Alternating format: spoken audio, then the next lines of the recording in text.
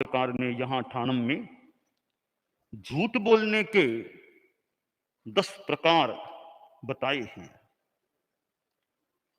एक आदमी को गुस्से के कारण गुस्से में आकर झूठ बोल जाता है, बस गुस्से के वशीभूत हो गया और मित्र को भी शत्रु बता कह देता है, क्योंकि कई बार गुस्से के आवेश में वो आदमी अपने आप पर कंट्रोल नहीं रख पाता और न करने का काम कर लेता है और न बोलने की बात बोल देता है। तू मेरा बाप है ही नहीं, बात को तू मेरा बाप है ही नहीं, यानी वो क्रोध का एक ऐसा प्रभाव होता है कि गलत बोल देता है। दूसरा प्रकार है मान निश्रित, अहंकार में बोल देना। कई लोग, कोई कोई घमंड में आ गया है तो निर्धन, पर अपने आप को धनवान बता देता है, क्योंकि वो मान के आवेश में उद्धत होकर निर्धन होते हुए भी स्वयं को धनवान कह डालते हैं। तीसरा प्रकार है माया निश्रित, माया के वशीभूत होकर आदमी झूठ बोल देता है, कपट कर लेता है। और एक नकटा कहता है कि अरे नाक कटा लो, नाक कटा लो, भगवान के दर्शन हो जाएंगे।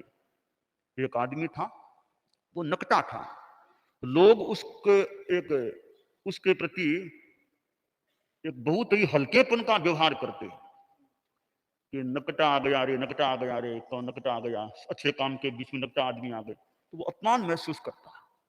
उसने सोचा गांव में मैं अकेला ही नकटा आदमी हूं, इसलिए मैं बदनाम या घृणास्पद हूं, और कई नकटे हो जाएंगे तो फिर हम कईयों की एक पंगत हो जाएगी।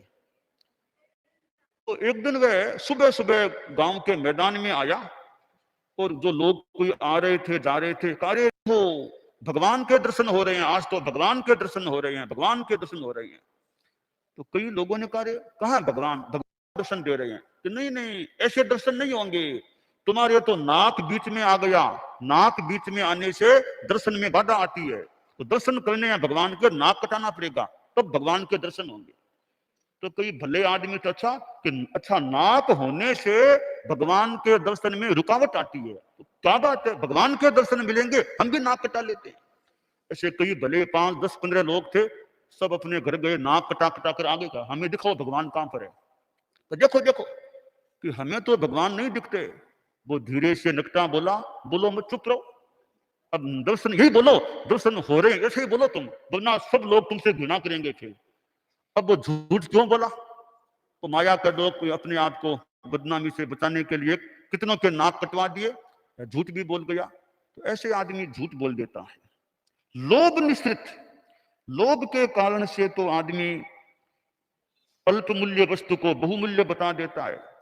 हार है तो थोड़ा कम मूल्य का, नहीं सा इतने मूल्य का हार है। जवाहरात के संदर्भ में और किसी चीज में अल्प मूल्य को बहुमूल्य ज्यादा पैसा आ जाएगा। तो यह लोभ के कारण से आदमी आर्थिक आदि संदर्भों में झूठ बोल देता है। पांचवा प्रकार है झूठ का प्रेयस निश्रित, प्रेम के वशीभूत होकर झूठ बोल देना। राग आ गया तो राग में कुछ झूठ बात कह देना। इसी प्रकार द्वेष निश्रित, द्वेष के कारण से भी आदमी झूठ बोल देता है। मन में द्वेष का भाव है तो गुणवान आदमी को भी निर्गुण बताने का प्रयास किया जाता है। यह द्वेष का प्रभाव है। और कई बार सातवां जो कारण है झूठ बोलने का, हास्य निश्रित, हंसी मजाक में झूठ बोल देता है आदमी। मजाक करनी है, कोई किसी की चीज उठा ली, पूछे तो नकार गए, क्योंकि वो हंसी मन बहलाने के लिए ऐसा कर लेते हैं। आठवां प्रकार है भय मिश्रित, डर के कारण आदमी बहुत बार भय के कारण झूठ बोल देता है कि मैं ऐसा सही कर दूंगा तो डांट पड़ेगी, दंड आएगा या मुझे मार देंगे। तो वो असमंजस में से पढ़ के, यानी भय आ गया तो यथार्थ बात कह देते हैं भय के कारण से। नौवां प्रकार है वो है आख्यायिका, कोई कहानी, आख्यायिका के माध्यम से कहानी को झूठे तरीके से गुंफित कर लेते हैं। क्यों? कि सरसता आ जाएगी, लोग अच्छा समझेंगे, सबको आनंद आएगा, तो तथ्यात्मक कहानी गढ़ लेते हैं।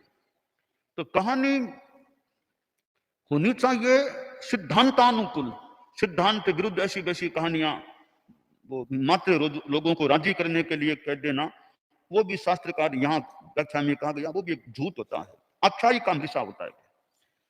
10वां है उपघात निश्रित, किसी को पीड़ा पहुंचाने के लिए। चोर नहीं है फिर भी यह चोर है, या बदमाश लुटेरा है, अचोर को चोर कह देना, भले आदमी को बुरा बता देना, उसको उत्पीड़ित कराने का व करने का प्रयास करना, उपघात निश्रित मृषा हो जाता है। तो यूं ये 10 प्रकार हैं मृषा के। क्रोध निश्रित पहला, दूसरा मान निश्रित, तीसरा माया निश्रित, चौथा लोभ निश्रित, पांचवा प्रेयस निश्रित, छठा द्वेष निश्रित, सातवां हास्य निश्रित, आठवां भय निश्रित, नौवां आख्यायिका निश्रित और 10वां उपघात निश्रित।